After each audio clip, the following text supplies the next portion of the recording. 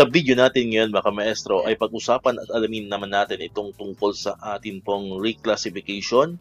Ito po ay may kaugnayan pa rin po sa Expanded Career Progression System na ngayon po ay isang ganap na batas na. Ayan. So ito po yung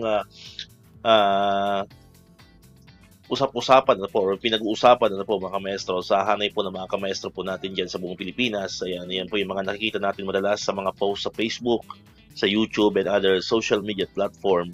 Ito nga pong tungkol dito sa atin pong Expanded Career Progression System. So napakarami po mga katanungan na mga kamaestro po natin dyan. So iba-iba po yung kanilang pananaw ano po mga kamaestro dito sa atin pong Expanded Career Progression System. So yung iba po ay medyo negatibo po or negative po yung kanilang pananaw dito sa ating Expanded Career Progression System na which is napakahirap daw mag-apply for promotion.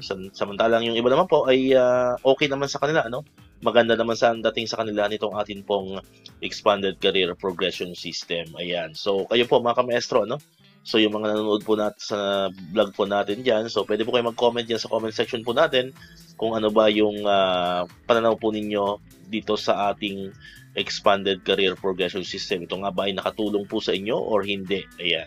So, dito sa atin pong episode, mga kamaestro, actually, ito yung pinakaunang episode po na gagawin po natin patungkol dito sa Expanded Career Progression System. So, marami na po mga nagko-comment sa mga post ko sa social media, especially po sa YouTube, na gawan ko daw ng video itong tungkol nga dito sa reclassification, pero hindi pa po natin nabibigyan ng time kasi syempre bago natin to gawa ng video, syempre kailangan din pag-aralan din natin.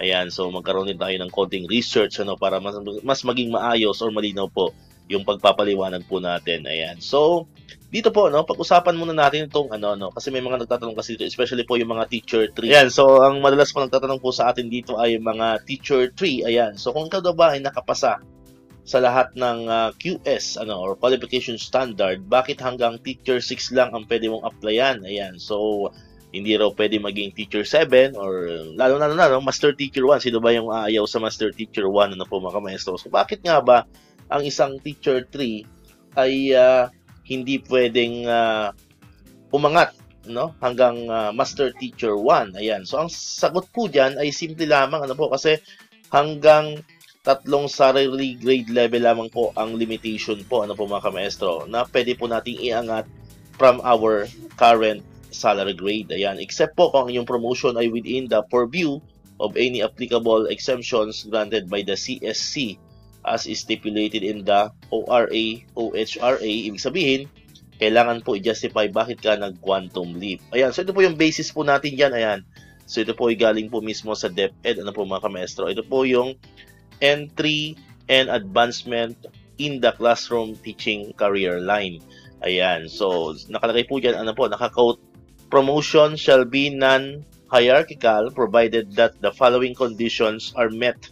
So, ibig sabihin, non-hierarchical, ibig sabihin, pwede ngang tumalon or pwedeng umangat ng ilang salary grade. So, hindi ibig sabihin na kung ikaw ay teacher 1, so teacher 2 lamang ang iyong pwedeng applyan. So, pwede kang umangat ng teacher 2 or ng teacher 3 or hanggang teacher 4. So, ganun po yung ibig sabihin nitong non-hierarchical, po mga kamaestro. So, nakalagay din po dito, career stage-based advancement. Ayan. So, no teacher shall progress to higher career stages without progressing through each of the career stages. So, yan po yung malinaw, po. So, sa mga nagtatanong, halimbawa, kung ikaw ay isang teacher 3, kasi ang teacher 3 po kasi ay kasama sa career stage 1 or yung beginning towards proficient. Ayan, so tayo po, yung mga nasa teacher 1, teacher 2, teacher 3, tayo po ay nasa career stage 1. Samantalang po yung master teacher 1 naman ay nasa career stage 3 or highly proficient. So, hindi po, based po dito sa batas na ito, yung Expanded Career Progression System,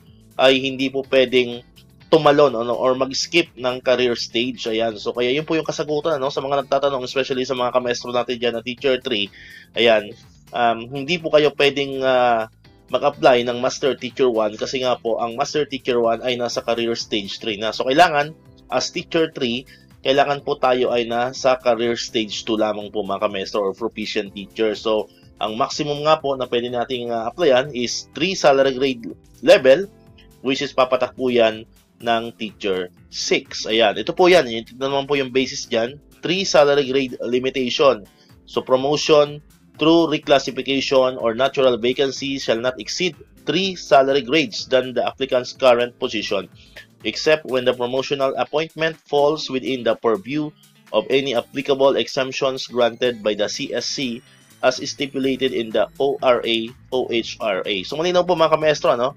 Ito na po yung magpapaliwanag dun sa mga nagtatanong. Ayan, for example, so kung ikaw po ay isang teacher 1, ano po, ikaw ay isang teacher 1, current position mo ay teacher 1, so ang maximum po na pwede mong applyan is teacher 4. Ayan, so ang teacher 1 po ay salary grade 11, samantalang ang teacher 4 naman po is salary grade 14. Ayan, so maximum of 3 salary grade levels. So kung ikaw naman po ay isang teacher 2, ang maximum po na pwede mong applyan naman is salary grade or teacher 5. Ayan, ang teacher 2 naman po ay salary grade 12. So, ang teacher 5 naman po ay salary grade 15. And kung ikaw ay teacher 3, ayan, kung ikaw po ay isang teacher 3, ang pwede mo naman pong applyan or maximum na pwede mong applyan is teacher 6, which is ang teacher 3 naman po ay salary grade 13, samantalang ang teacher 6 naman is salary grade 16. Ayan, so yan po yung malinaw, ano po mga kamaestro, dito sa mga katanungan kung bakit ba hindi tayo pwedeng tumalon, especially yung mga teacher 3 or mga teacher 2, hindi pwedeng mag-apply ng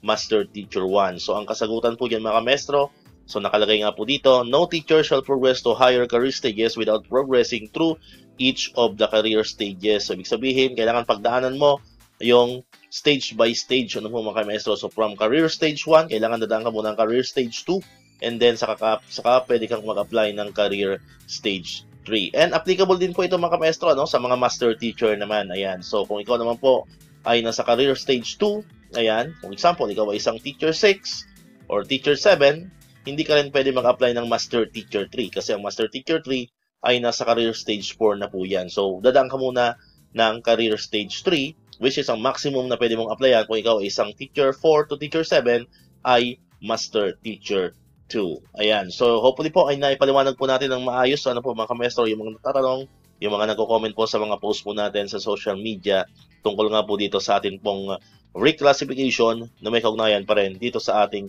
expanded career progression system na ganap na pong batas. Ayan. So, sa may mga katanungan pa, no, patungkol nga dito sa ating expanded career progression system, pwede po kayo mag-comment dyan sa comment section po natin at malay mo, so sa next episode po natin, yun naman ang gagawan po natin ng video and hopefully po ay masagot po natin ng maayos yung mga katanungan po dyan sa ating comment section. So free po kayo mag-comment dyan, no?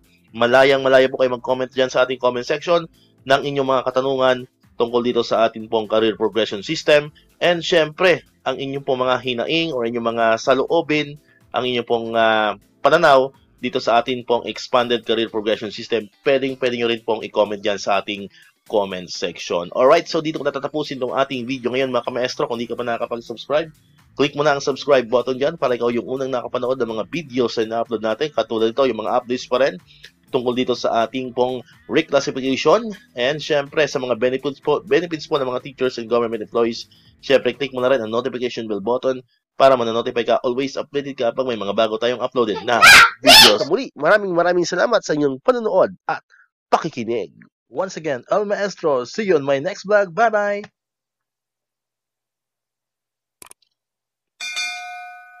1, 2, 3